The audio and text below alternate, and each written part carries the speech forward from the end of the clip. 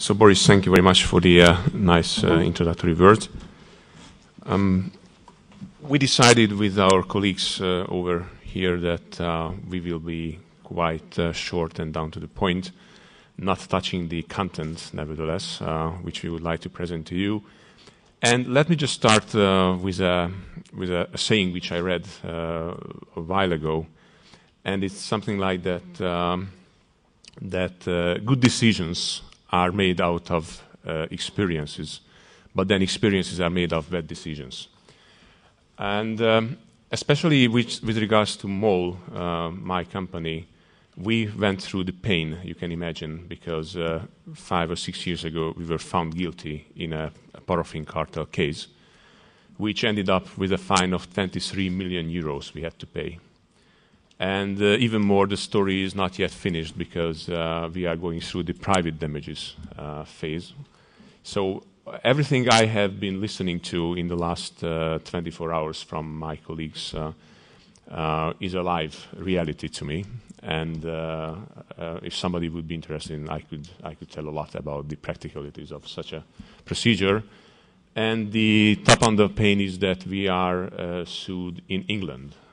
So it's something special for a continental lawyer to be sued in England. Okay, so as the title of the panel says and suggests, yes, prevention is much better, as you will see, than just run after the events. And so I shortly told you what the beginning was and why we decided to set up an in-house compliance.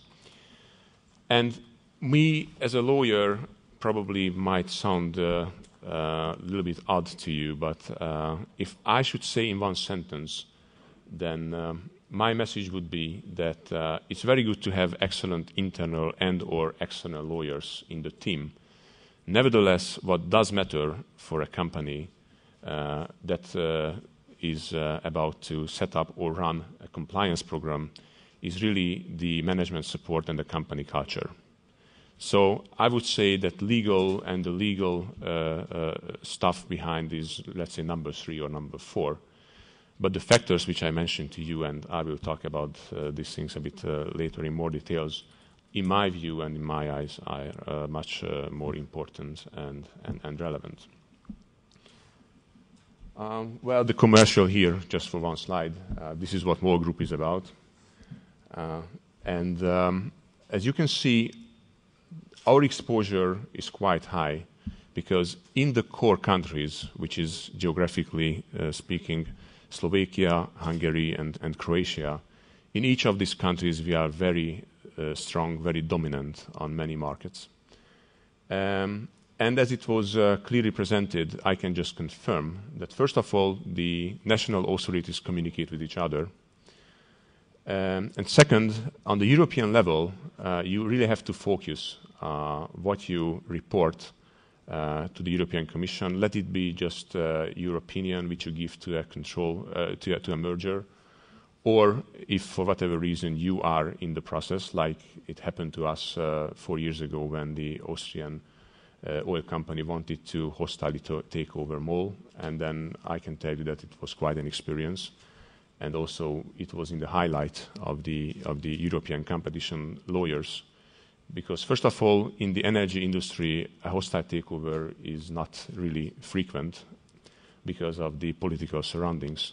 And second, the case itself was very interesting for Brussels as well, because the real question here was what the market is about. And the two views, just shortly, was that we said that the area, the geographical area we work in together with the Austrian company is the Carpathian Basin, while they try to prove that, in fact, this is between the Ural Mountains and Rotterdam.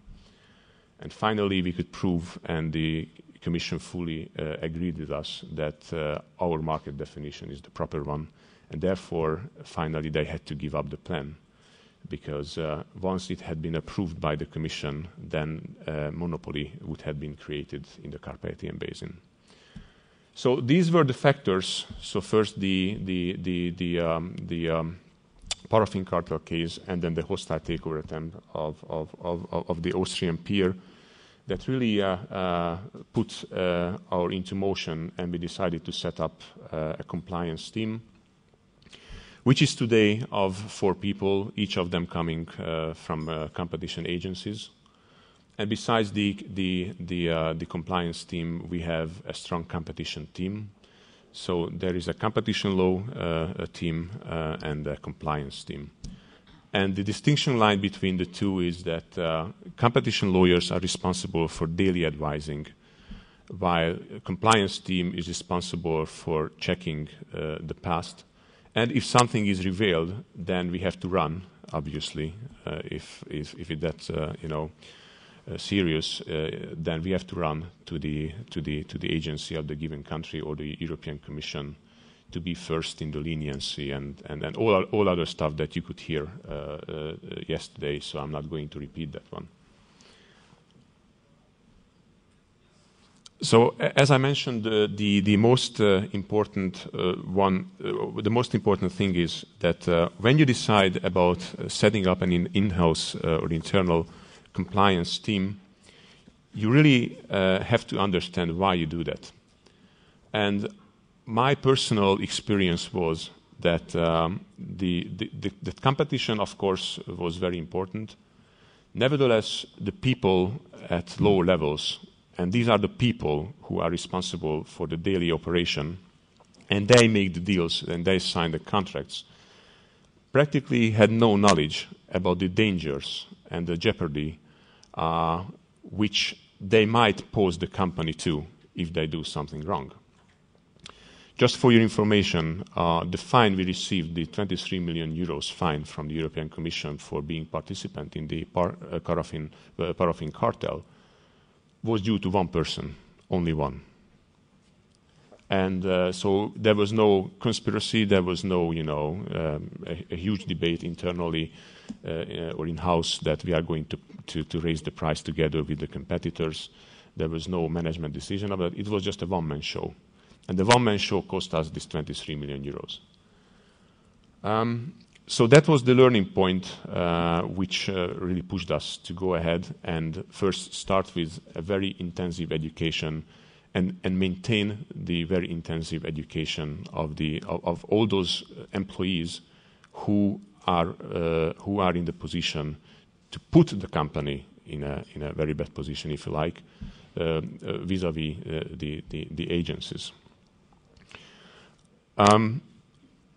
In other words, we started spreading out the culture of compliance, the culture of competition. And it's not just simply going to them and explain that what predatory pricing is and other, legal stuff which they honestly are not too keen to understand, because they really want to understand reality, that if I'm sitting in a negotiation and somebody tells me that we should fix the price, then what shall I do? And we focused, when put together the training material, we really focused on the practicalities. And unfortunately, because we are such a big player in many countries, we could give them examples of what to do and what not to do. Let me just share one, which is probably the most emblematic. Just like in Western Europe, in Hungary, the price of the fuel at the fuel station, in other words, the retail price, is always an issue for the politics. And there was no real intervention or any intention to intervene until the prices were on a relatively low level. But if you remember, sometime in 2006, 2007, the prices started increasing. And of course, what we did, we also increased the price week to week.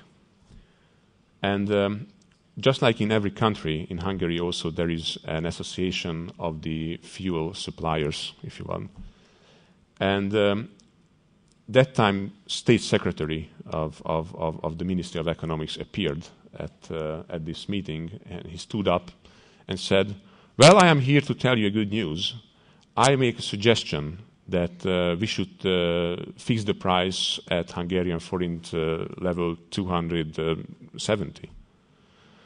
And Our representative, who luckily was experienced enough and also he already went through this training, immediately stood up and said, okay, please now record in the minutes that that was the moment I stood up. I completely disagree with this suggestion made by the representative of the Hungarian government, and I leave the scene. So this is, for instance, the example we use, what to do if you are in an association. And as you know very well, and probably the in-house counsels know even much better, that these associations and the seedings of these associations might be very dangerous, honestly. I do remember that when I was at GE, and I started my career at GE, one of the very first things we were taught is what to do at an association meeting and what not to do and when to leave the scene. Because GE that time, and I think this is the case today, had very, very strict policy on participating or actually not participating in any cartel. Okay, so and also as it was, as you could hear today, and I can also confirm this, it's very important who the persons are, how you select the persons who will be responsible for the compliance. As Hungary is a small country with relatively small number of lawyers who are competent, practically I think in a small country you have two choices. Either you go to the law firms who are specialized in competition law. The bad thing is that normally if somebody is good at competition law, wouldn't like to give up his or her position for an in-house position. Therefore, realistically, the other choice you can make is really to entice away people from the competition agency. And this is what we did, more or less successfully. So we are now having 4